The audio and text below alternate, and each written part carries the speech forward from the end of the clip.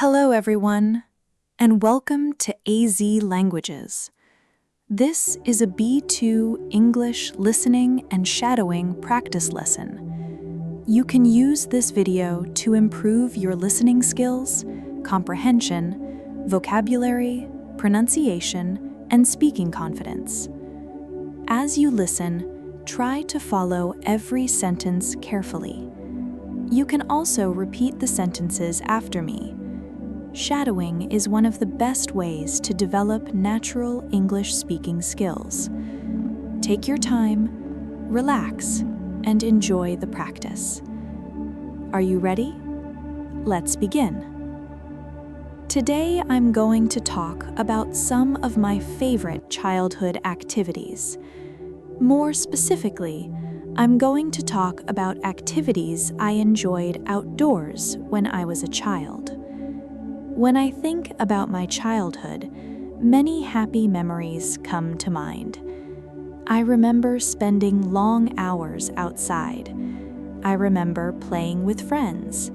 I remember creating games, building things, and using my imagination. Life felt simple. The days felt long, and there was always something fun to do. Of course, I also enjoyed activities indoors. I read books, I watched television, I played games. But today, I want to focus on outdoor activities. These are some of the experiences that I remember most clearly. Many of them taught me useful skills. Others simply gave me wonderful memories. So let's talk about them. The first activity I want to mention is building a treehouse. You have probably seen tree houses in movies or television shows. They are often shown as small houses built high in a tree. Children use them as secret hideouts. Friends gather there to play games.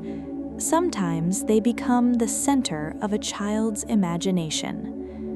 My treehouse was a little different. It wasn't really a traditional house. It didn't have walls and windows like the tree houses you often see in movies. Instead, it was made up of several wooden platforms. These platforms were attached to different branches of a large tree. A platform is simply a flat surface where you can stand or sit. My friend and I worked together to build these platforms. We placed them at different heights throughout the tree. Some were low, some were much higher.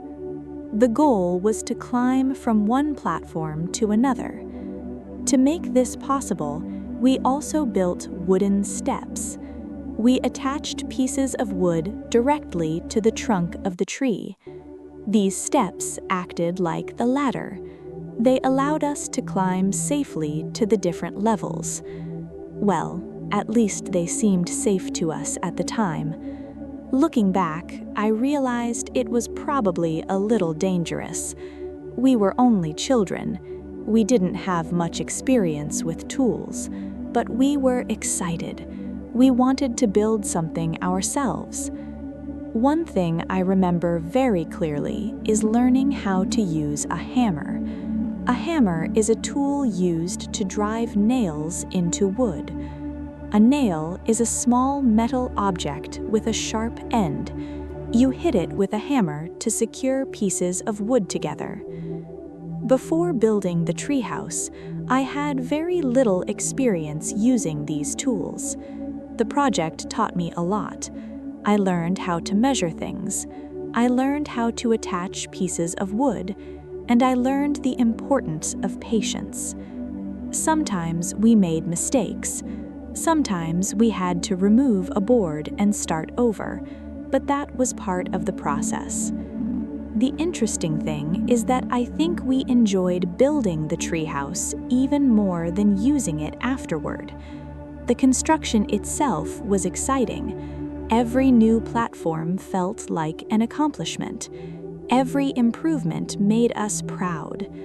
Once the treehouse was finished, we spent many hours playing there. We invented games. We imagined adventures. Sometimes the treehouse became a pirate ship. Sometimes it became a castle.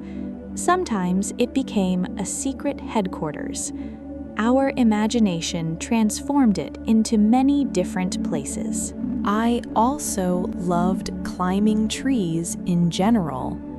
Even without a treehouse, climbing trees was one of my favorite activities. I enjoyed reaching higher branches. I enjoyed seeing the world from above, and I enjoyed the challenge. So building a treehouse combined several things I loved. It involved climbing, it involved creativity, and it involved building something with my own hands. That's why it remains one of my favorite childhood memories. Now let's move on to another activity. For a short period of time, I collected bugs. When I say bugs, I mean insects. Looking back, this hobby seems a little strange. In fact, it even seems slightly disgusting now. But as a child, I found it fascinating. Children often become interested in unusual things. For me, insects were one of those things. I especially remember collecting caterpillars. A caterpillar is the small insect that eventually transforms into a butterfly. I thought they were incredibly interesting. Whenever I found one, I carefully placed it into a container. Then I tried to create a comfortable environment for it. I added leaves. I added small branches. I added grass and other natural materials. I wanted the container to feel like its natural home. I also fed the caterpillars. One food I remember giving them was cantaloupe. Cantaloupe is a type of melon with orange flesh inside. For some reason, I enjoyed watching them eat. I enjoyed observing their behavior. I spent a lot of time simply looking at them. I wanted to understand how they lived. I also collected other insects. I remember finding beetles. Beetles come in many shapes and sizes. Some are colorful. Others are dark and shiny. I thought they were fascinating too. Sometimes I placed different insects together in the same container. Then I would watch what happened. I wanted to see whether they would get along. When people or animals get along, it means they live peacefully together. They do not fight, they cooperate. Of course, insects don't exactly behave like people, but I was curious. I wanted to observe how they interacted. I suppose I was doing small experiments without realizing it. At the time, it felt like an adventure. Every day I discovered something new. Although I no longer collect insects, I think the experience taught me to be curious about nature. It encouraged me to observe the world carefully. And curiosity is always a valuable thing. Now let's talk about another favorite activity: making paper airplanes. I absolutely loved making paper airplanes. Many children enjoy folding paper airplanes, but for me, it became almost an obsession. I was constantly trying new designs. I wanted to create the perfect airplane. What makes paper airplanes interesting is that small changes can make a big difference. The way you fold the paper affects how the airplane flies.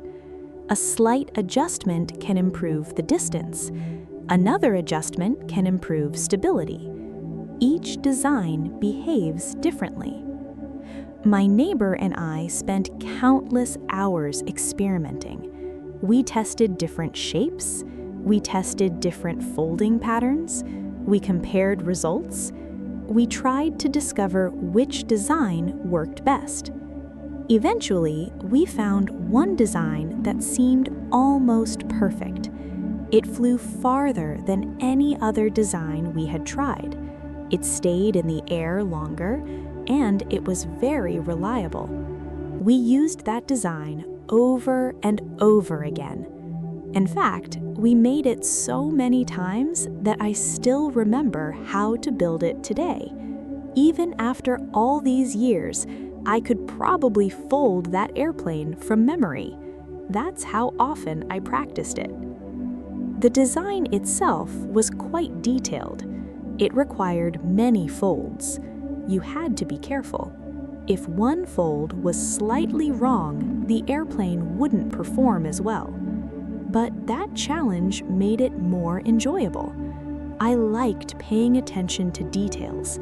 I liked improving the design. And I liked testing the results. Whenever we found a new idea, we immediately wanted to try it. Sometimes our experiments failed completely. Other times they worked surprisingly well.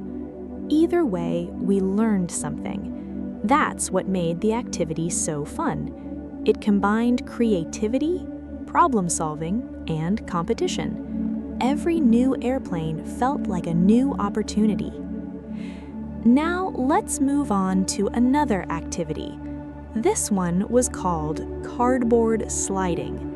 The name sounds simple because the activity was simple. We took large pieces of cardboard and slid down a hill. Cardboard is the material used to make many shipping boxes. It's lightweight but strong. One day, my friend came up with this idea. When someone comes up with an idea, they think of it or invent it. My friend suggested using cardboard as a sled. We found a large hill behind my house. Then we collected big pieces of cardboard. We sat on them and pushed ourselves downhill. At first, it didn't work very well. Sometimes the grass created too much friction. The cardboard would stop moving almost immediately. Other times, the ride was surprisingly fast. When conditions were right, we could slide a long distance. Those were the best days. Of course, there was one problem: stopping. Cardboard doesn't have brakes. Once you started moving, you couldn't easily control where you went. Sometimes we reached the bottom safely, other times we crashed. Occasionally, we fell off the cardboard completely. A few times I got minor injuries. Nothing serious, just a few bumps and bruises. Still, the excitement kept us coming back. What I loved most about this activity was that we invented it ourselves. Nobody taught us how to do it. We didn't copy it from a television show. We simply looked at the hill, looked at the cardboard, and thought it might be fun. Then we experimented until we found the best way to do it. That creativity was part of the experience. Children often invent games like this. They see possibilities where adults see ordinary objects. A piece of cardboard becomes a vehicle. A hill becomes an adventure. That's one of the wonderful things about childhood imagination. And speaking of imagination, let's talk about my final activity, playing make-believe. This was probably one of the most important parts of my childhood. When children play make-believe, they pretend that imaginary situations are real. They create stories. They invent characters. They imagine entire worlds. I spent many hours doing this, especially when I was 6 or 7 years old. I remember playing with a neighbor. Together, we invented all kinds of adventures. Sometimes we became explorers. Sometimes we became heroes. Sometimes we became travelers visiting distant lands. Every day seemed to bring a new story. One of our favorite games was something we called the boat game. For some reason, we loved pretending that we were sailors. We imagined that we were traveling across the ocean on a huge ship. The ship faced storms. The ship encountered danger. Sometimes we discovered the treasure. Sometimes we had to survive difficult challenges. The story changed every time we played, but the basic idea remained the same. We were sailors on a great adventure. Looking back, I'm not sure where the idea came from. Maybe we had seen a movie. Maybe we had read a book. Or maybe we simply invented it ourselves. Whatever the reason, we loved it. Hours would pass without us noticing. Our imagination kept the game alive. Every challenge led to a new story. Every story led to another adventure. I think make-believe play is incredibly valuable for children. It encourages creativity. Children learn to create something from nothing. They learn to tell stories. They learn to solve problems. They learn to think independently. It also helps develop social skills. When children play together, they must cooperate. They must communicate. They must agree on the rules of the game. Sometimes they disagree. Then they must learn how to resolve conflicts. These are important life skills. Another benefit is independence. Children learn to entertain themselves without external help. They don't always need screens. They don't always need expensive toys. Sometimes all they need is imagination. A simple backyard can become a castle. A tree can become a spaceship. A cardboard box can become almost anything. That's the power of imagination, and it's something I appreciated greatly as a child. Now that I'm older, I find it interesting to think about how children experience the world. Everything feels new. Everything feels possible. A simple afternoon can become an unforgettable adventure. Those childhood experiences helped shape who I am today. They taught me creativity. They taught me curiosity. They taught me problem solving. And they gave me many wonderful memories. When I think back on those days, I feel grateful. I'm grateful for the freedom to explore. I'm grateful for the friends who shared those experiences. And I'm grateful for the imagination that made ordinary moments feel extraordinary. One day, I hope to watch younger generations enjoy similar experiences. I look forward to seeing children create their own games. I look forward to seeing them invent stories and adventures, and I hope they have as much fun as I did. Well, that's all for today's lesson. Thank you for listening and practicing English with me. I hope you enjoyed hearing about some of my favorite childhood activities. Leave a comment and tell me about your own childhood memories. Did you build things? Did you collect anything? Did you create imaginary games with your friends? I'd love to hear your stories. Thank you for joining me here on AZ Languages. Keep practicing your English every day. Take care, and I'll see you in the next lesson. Goodbye.